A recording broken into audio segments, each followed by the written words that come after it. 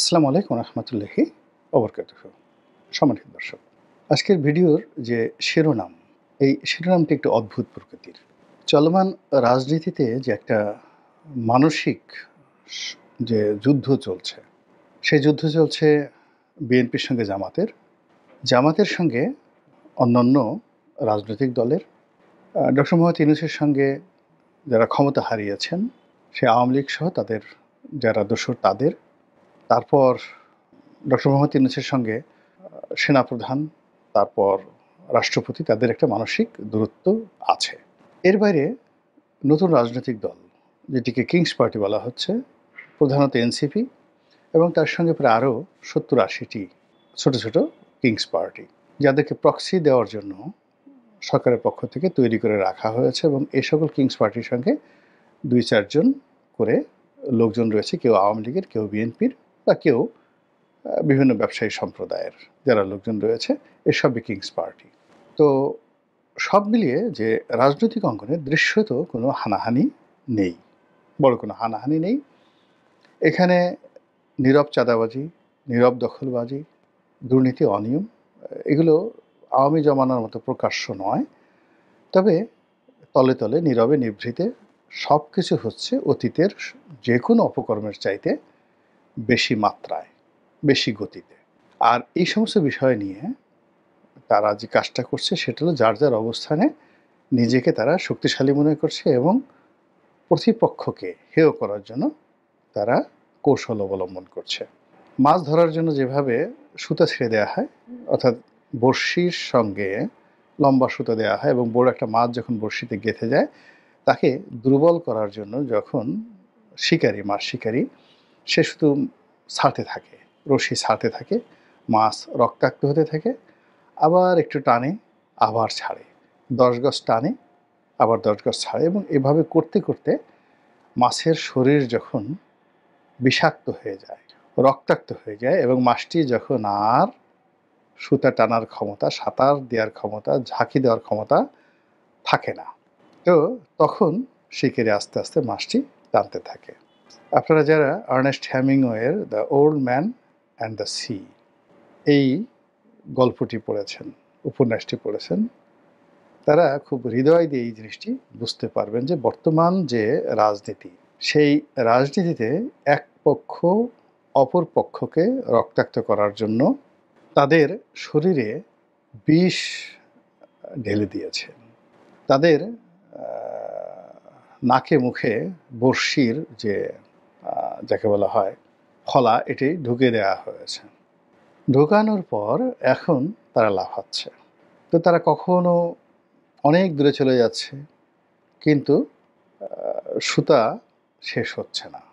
তো এইভাবে যে গত 10 মাস ধরে এক পক্ষ অন্য পক্ষকে ঘায়েল করার জন্য যে বড়শি বা যে ফাঁদ পেতেছে, যা বড়শি ছেড়ে দিয়েছে, এবং যারা এই টোপ গিলেছে, তাদের সবারই এখন দম ফুরিয়ে এসেছে, সকল পক্ষের। এখন সেই টোপগুলো কি?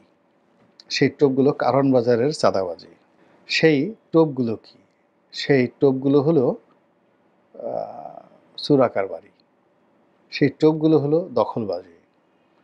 সেই টোপগুলো হলো আগামীতে কারা ক্ষমতায় আসবে এই লোভ দেখিয়ে পেটের সমস্ত কথা বের করে নেওয়া।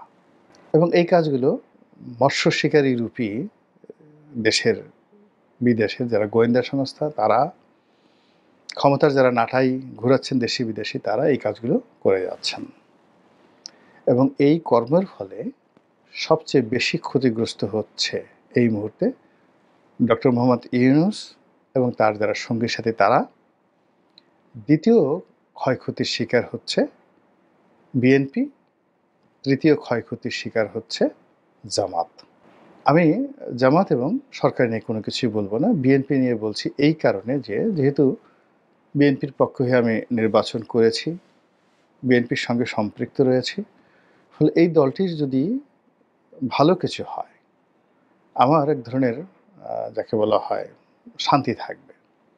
এর কারণ হলো এই দলের হয়ে 18 থেকে একেবারে আজ অবধি যেভাবে রক্তচক্ষু মানে সরকারের রক্তচক্ষু উপেক্ষা করে যেভাবে নিজের জীবন, যৌবন, সম্পদ বিসর্জন দিয়ে লড়াই এবং সংগ্রাম করে যাচ্ছি বাংলাদেশের মাটিতে বসে, পালানোর অনেক সুযোগ ছিল। আমার যে অর্থবিত্ত ছিল বা এখনো আছে, এটা বিশ্বের যেকোনো দেশে আমি নিয়ে গিয়ে পায়ের উপর পা তুলে ছেলে-মেয়ে সহ বাকি জীবন বসে, বসে খেতে পারতাম। আমাকে বিদেশে গিয়ে ট্যাক্সি চালাতে হতো না। বিদেশে গিয়ে আমাকে কোনো কোম্পানিতে চাকরি করতে হতো না। এবং আমার বাংলাদেশে যে আয় রোজগার সেটা হলো বৈধ ইনকাম, এবং বৈধ ইনকাম শুধুমাত্র বিদেশে পালানোর সময় অন্য সবাই যে কাজগুলো করে সেই টাকা তারা পাচার করে হুন্ডি করে নিয়ে যায়। আমাকে শুধু অতটুকু ইররেগুলারিটিস করতে হতো, আর কিছু করতে হতো না। কিন্তু আমি যদি চাইতাম যে আমি ইস্তাম্বুলে থাকবো, আমি রিয়াদে থাকবো, নিউ ইয়র্কে থাকবো, প্যারিসে থাকবো, লন্ডনে থাকবো, ছেলে মেয়ে নিয়ে রাজার হাল থাকতে পারতাম। কিন্তু ও চিন্তা আমার মাথায় আসেনি, এখনও আসছে না। আমি এই বাংলাদেশে থাকতে চাই, বাংলাদেশে মরতে চাই, এবং যা কিছু বীরত্ব কথাবার্তা যা কিছুই বাংলাদেশে বসে বলতে চাই, যা হওয়ার হবে। এইভাবে চলে আসছি। ২ নম্বর হলো যে আমি আমার জীবনে কখনোই ক্ষমতার কাছে মাথা নত করিনি।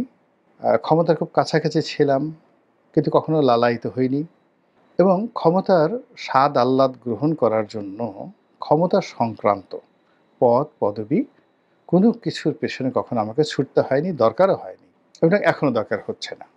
আওয়ামী লীগ যখন ছিলাম, আওয়ামী লীগের একেবারে কেন্দ্রে ছিলাম, বিএনপিতে আছি, এখনও বিএনপির ভালো অবস্থানেই আছি। তারপরে যখন যারা ক্ষমতা আছেন তাদের সঙ্গেও আমার আগেও ভালো সম্পর্ক ছিল, এখনও ভালো সম্পর্ক আছে। কিন্তু এর বিনিময়ে একটা কিছু পেতে হবে বা একটা কিছু করতে হবে, চিন্তাই কেন যেন মাথায় আসে না। হয়তো এভাবে আমাকে তৈরি করেছে। ফলে আমার যে ভালো বলেন, আমি বলি, বা মন্দ বলেন, এই কথা বলাটাই আমার অপরাধ বা আমার সফলতা। তো সেটা বলে যাচ্ছি, দীর্ঘদিন ধরে বলে যাচ্ছি, এবং সে কারণে আওয়ামী লীগ জমানাতে আওয়ামী লীগে থেকে আওয়ামী লীগের সমালোচনা করেছি। আবার এখন বিএনপির ওইভাবে আওয়ামী লীগের যে সমালোচনা করেছে, আমার কাছে মনে হয়েছে কিছু সমালোচনা আমার ভুল হয়েছে। তো সেই ভুলগুলো আমি বিএনপির সঙ্গে করছি না। কিন্তু যে কথাগুলো একেবারে না বললি না, সেই কথাগুলো আমি কিন্তু বলে যাচ্ছি। এখন বিএনপির যারা শীর্ষ নেতৃত্ব তারা গ্রহণ করবেন বা করবেন না, এটা তাদের ব্যক্তিগত বিষয়। কিন্তু আমি আমার দায়িত্বটা পালন করার চেষ্টা করছি। তো সেই দিক থেকে আমি যেটা দেখলাম যে বিএনপি যখন আ সেই ২০২৪ সালের আগস্ট বিপ্লবের পরে বিএনপি ১ম এ কিংকর্তব্য বিমূঢ় হয়ে গেল। যে এ কি হলো? এর কারণ হলো যে তারা তো শেখ হাসিনার বিরুদ্ধে এই ১৫-১৬ বছর ধরে লড়াই করেছে, সংগ্রাম করেছে, এবং তারা সর্বস্ব তাদের মানে যাকে বলা হয় রাজপথে বিসর্জন করেছে, কারাগারে বিসর্জন করেছে। তাদের সহায় সম্পত্তি, জীবনের স্বর্ণালী সময় সবকিছু তারা বিসর্জন দিয়েছে এই শেখ হাসিনাকে ক্ষমতাচ্যুত করার জন্য। কিন্তু বাস্তবতা হলো তারা ব্যর্থ হয়েছে। ২ নম্বর হলো যে তারা এই যে জুলাই আগস্ট যে বিপ্লব হলো, সেই বিপ্লবকে তারা ১ম এ সমর্থন দিতে চায়নি, কিন্তু পরবর্তীতে তারা নৈতিকভাবে সমর্থন দিয়েছে। এবং শেষের সপ্তাহে অর্থাৎ আগস্ট মাসের ৫ তারিখে পতন হলো, তার আগের ৭ দিনে তারা সর্বশক্তি নিয়ে রাজপথে থাকার চেষ্টা করেছে, অর্থাৎ ছাত্র জনতার সঙ্গে মিশে গেছে। এটা হলো একেবারে রিয়ালিটি। তো ফলে যখন বিজয়টা আসলো, তারা বুঝতে পারল না যে এই বিজয়টা কি তাদের, নাকি ছাত্র জনতার, নাকি ফেরেশতার, নাকি জিনের। তারা বুঝতে পারল না। এর মধ্যেই অনেকগুলো ঘটনা ঘটে গেল। সরকার গঠন হয়ে গেল। তারপর শেষে সেই সমন্বয়কদের আবির্ভাব হলো, তরুণদের আবির্ভাব হলো। তারা খুব চুপচাপ রইল। পুরো আগস্ট মাসটা তারা চুপচাপ রইল। সেপ্টেম্বর মাস থেকে তারা দেখল যে তাদের জায়গা জামাত দখল করে ফেলেছে, এবং জামাত সব জায়গাতে প্রাধান্য করছে, এবং বিএনপিকে সবাই মাইনাস করার জন্য, ছোট করার জন্য, হেয় করার জন্য তারা চেষ্টা করছে। তখন তারা ঘুরে দাঁড়ালো। ঘুরে দাঁড়িয়ে তারা বলা শুরু করলো যে আমরা এই আন্দোলন আমরা করেছি, আমরা টাকা দিয়েছি, আমরা সুসংগঠিত করেছি, আমরা পিছন থেকে এই লজিস্টিক সাপোর্ট দিয়েছি, এবং তাদের এই কথা বলার জন্য তারা বিভিন্ন মাধ্যমে নিজেরা বললো, এবং তাদের ভাড়া করা বিভিন্ন লোকের মাধ্যমে এই কথাগুলো বলানোর চেষ্টা করলো। এবং যারা রাষ্ট্র পরিচালনা করলো তারা সঙ্গত কারণে বিএনপির মতো একটা বড় দল তাদের সঙ্গে ঝামেলায় জড়াতে চাইল না। এবং ঝামেলা জড়াতে না চেয়ে তারা যে কাজটা করলো, বড়শি ফেলে দিল। সেই বড়শি ফেলে দিল, ডিসিগিরি লাগবে, আর মাছেরা ডিসি হওয়ার জন্য দৌড় শুরু করলো। এসপিগিরি করতে চাও, যাও। ওসি হতে চাও, যাও। সচিবালয়ের বড় পদ চাও, যাও। টেন্ডার করতে চাও, যাও।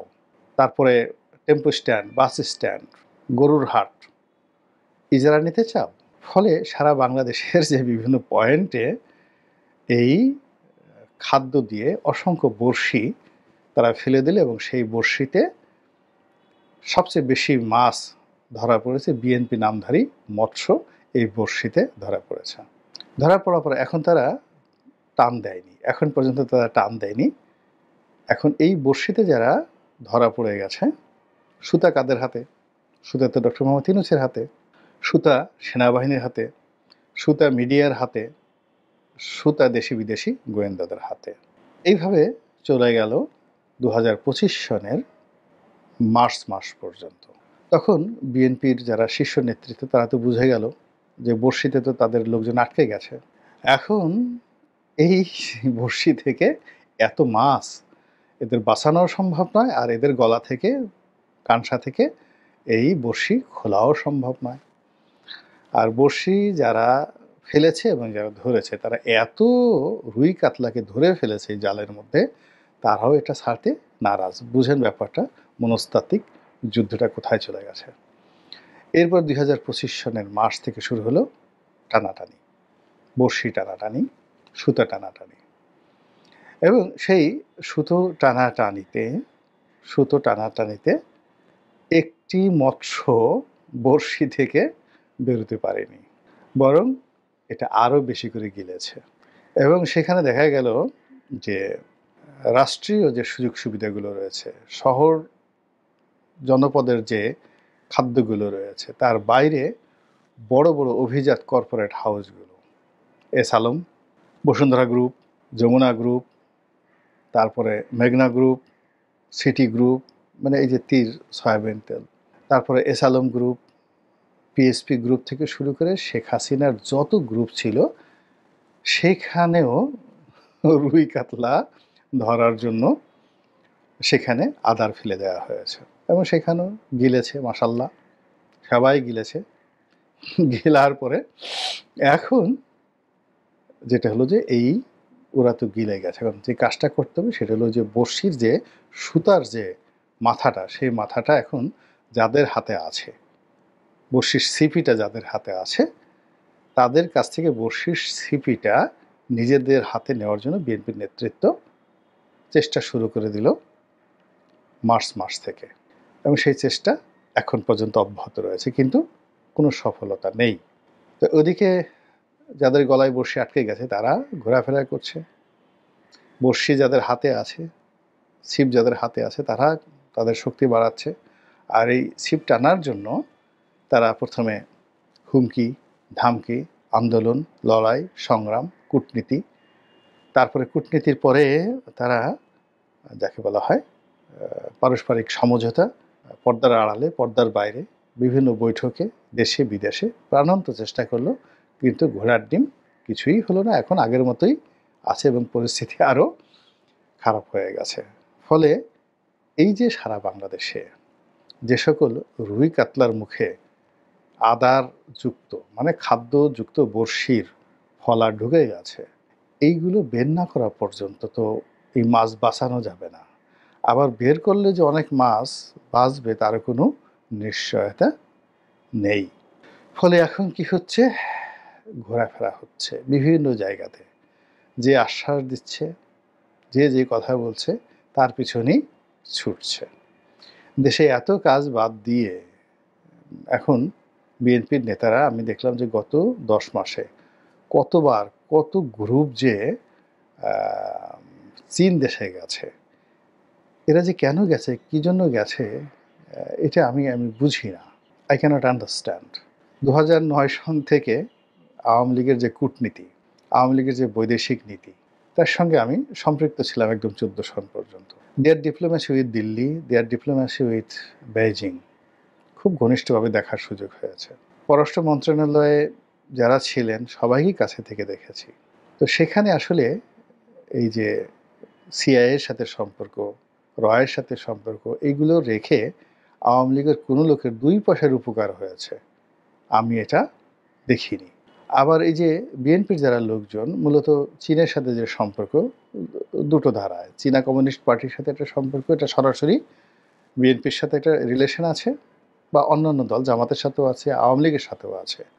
আমি যে বিখ্যাত সৈয়দ আবুল হোসেনের যে একটা দৌড়ের গল্প বলেছিলাম, ওটা চীন দেশে হয়েছিল এবং তখনও যখন বিএনপি ক্ষমতায়, তখন শেখ হাসিনাকে বেশ কয়েকবার কিন্তু চীনের কমিউনিস্ট পার্টি দাওয়াত করে নিয়েছে এবং সেখানে সাবির হোসেন চৌধুরী, ওবায়দুল কাদের থেকে শুরু করে এরকম পর্যায়ের লোকজন বারে বারে ঘন ঘন চীন দেশে গিয়েছে। আওয়ামী লীগের ২ পয়সার উপকার হয়নি, বরং এই চীন গিয়ে এবং চীনের শির সাথে বৈঠক করতে গিয়ে কিন্তু শেখ হাসিনার পতনটা হয়ে গেল। তো যাই হোক, এই শেখ হাসিনার জামানাতে একটা টিম ছিল, বারবার চীনে যেত এবং সেই টিমের নেতৃত্ব দিতেন সাবেক স্বরাষ্ট্রমন্ত্রী আলতাফ হোসেন চৌধুরী। তো এটা আমি যেহেতু আলতাফ হোসেন চৌধুরী সাহেব আমার এলাকার লোক, পটুয়াখালী জেলার নেতা, কেন্দ্রীয় নেতা, আমার সাথে ব্যক্তিগত সম্পর্ক ভালো, ফলে এই যে এই বৈঠকের সমস্ত হালনাগাদ খবর আমার কাছে থাকবে এটাই স্বাভাবিক। আর যেহেতু আমি আওয়ামী লীগে থাকা অবস্থায় চীনের ৩টি বিষয় আমার দেখার সুযোগ হয়ে গেছে। একটা হলো ব্যক্তি পর্যায়ে, যেমন সৈয়দ আবুল হোসেন বা অন্যান্য যারা ছিলেন তাদের সাথে ব্যক্তি পর্যায়ে চীনের ব্যবসায়িক মহলে যে সম্পর্ক সেটা আমি দেখেছি। রাষ্ট্রীয় পর্যায়ে চীনের সম্পর্ক মানে স্টেট টু স্টেট এটা দেখেছি। আর দল হিসেবে আওয়ামী লীগের সঙ্গে চীনের সম্পর্ক সেটা দেখেছি। তো সেম জিনিসটি তো বিএনপির ক্ষেত্রে বা জামাতের ক্ষেত্রে ঘটবে। তো সেখানে কোনো বেনিফিট আছে বলে আমার কাছে জানা নাই। কিছুই করতে পারবে না চীন, করবে না, সম্ভব না এটা। এখানে রাষ্ট্র ক্ষমতা আসতে হলে নিজের দম দিয়ে আসতে হবে, নিজের শক্তি দিয়ে আসতে হবে। কিন্তু এখন এই সময়টাতে দেখলাম যে খুব ঘন ঘন চীন যাত্রা হচ্ছে। জহিরুদ্দিন স্বপন সাহেব কয়েকদিন আগে আলতাফ চৌধুরী সাহেব ঘুরে আসলেন বিরাট একটা টিম নিয়ে। এরপর জহিরুদ্দিন সাহেব, স্বপন সাহেব ২ দফা ৩ দফা তিনি ঘুরে আসলেন। আবার এই যে এখন তারপরে আবার আরেকটা গ্রুপ গেল, সেই যুবকদের একটা গ্রুপ, সেখানে মানে যুব দলের একটা বিরাট গ্রুপ গেল। আবার এখন দেখা গেল মির্জা ফখরুল ইসলাম সাহেব আলমগীরের নেতৃত্বে বিরাট একটা গ্রুপ সেখানে গেছেন। তো এটা দেখে আমার কাছে একবার মনে হলো যে আমি এখন ২০০১ সনে সদরপুর চরভদ্রসন এই এলাকাতে নমিনেশনের জন্য তৃণমূলে কাজ করছি। তো ওখানে বিএনপির এমপি ছিলেন আকমল ইবনে ইউসুফ, কামাল ইবনে ইউসুফের ছোট ভাই। তো কামাল ভাই আমাদের আত্মীয়, দুঃসম্পর্কের আত্মীয়। তিনি একটু তুতলায় তুতলায় কথা বলতেন। পরিবারের মুরব্বী, অসম্ভব রকম জনপ্রিয় একজন ভালো মানুষ। আর আকমল ভাই মানে যিনি আকমল ইবনে ইউসুফ, তিনিও ভালো মানুষ, তবে এতটা হিসেবি না। মানে তাদের যত রাজনৈতিক যা কিছু আছে মূলত ওই কামাল ভাইয়ের কারণেই। আবার পুরো পরিবারটাকে একত্রে রেখেছিলেন সাব্বির ভাই, সাব্বির ইবনে ইউসুফ, যিনি হকি খেলতেন। তো যাই হোক, এখন আমরা ওখানে মানে এমনভাবে কাজ করছি, তৃণমূলে কাজ করছি, আওয়ামী লীগের যারা লোকজন, সেখানে আসলে বিএনপির কোনো নামগন্ধ নেই। তো একবার আমি সার্কিট হাউসে মানে সদরপুর যেটা গেছি, তারপরে সার্কিট হাউসে ছিলাম। তো কামাল ভাই সব খোঁজ খবর রাখে যে রনি এখানে খুব কাজকর্ম করতেছে। তো একবার দিনই একবার একটা খুব বড় ওখানে সমাবেশ করলাম সদরপুরে চরভদ্রসনে। তো এটা ওনার কানে গেল। তো ওনার কাছে মনে হলো যে বিএনপি তো এরকমভাবে কাউন্টার প্রোগ্রাম করা উচিত, আদারওয়াইজ তো আগামীতে আকমল ইলেকশনই করতে পারবে না। তো তিনি খোঁজ নিলেন যে আকমল কোথায়। তো লোকজন বলল যে সে তো একেবারে ওমরা করতে গেছে। তখন তিনি রাগ হয়ে গেলেন। রাগ হয়ে তিনি বললেন, ও ও ও কি মক্কাতে ইলেকশন করবে নাকি?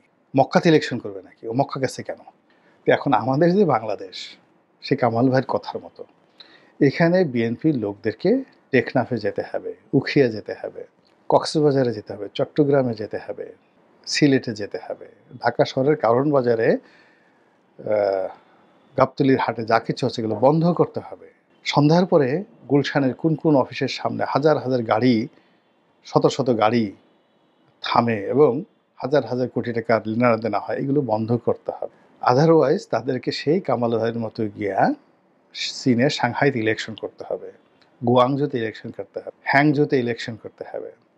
বেইজিং ইলেকশন করতে হবে, ঢাকাতে ইলেকশন করা লাগবে না। এবং এই যে তারা যাচ্ছে, ঘন ঘন সেখানে যাচ্ছে, এতে করে স্পষ্টতই তাদের যে রাজনৈতিক যে দম, সেই দমটা যে কমে যাচ্ছে এটা স্পষ্ট বোঝা যাচ্ছে।